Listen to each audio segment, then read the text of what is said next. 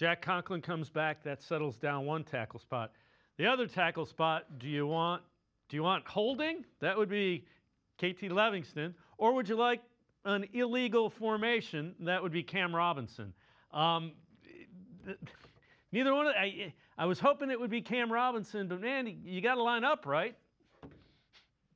Yeah, I mean, that's number one when you're an offensive lineman in the National Football League, and avoiding those kind of easily avoidable penalties. But, I'll be curious. I think my gut right now tells me that we will see Cam Robinson start against the Steelers. And I do think the fact that they just traded for him, the fact that this last week was a weird week, they really only had two real practices.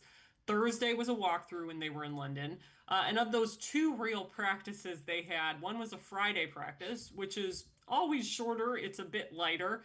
So I'm curious how much they could even really get him up to speed. And then obviously we saw them decide to really go with Leviston in that game.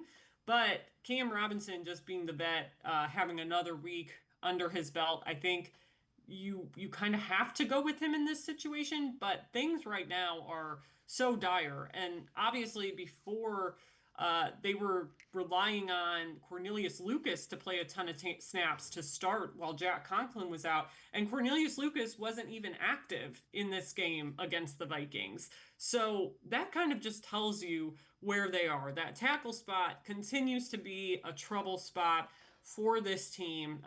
However, I will say I thought Dylan Gabriel handled everything very well, and that to me was the difference in kind of mitigating some of the tackle issues. I think there are still very much issues, but Dylan running some of those rollouts and boots and just being more mobile than Joe Flacco was can help alleviate some of that. But the tackle problem just it's nothing new, and it gets like more and more concerning, I think, at this point in terms of, hey, what's going to be the long-term solution here and what do they need to do to figure that out?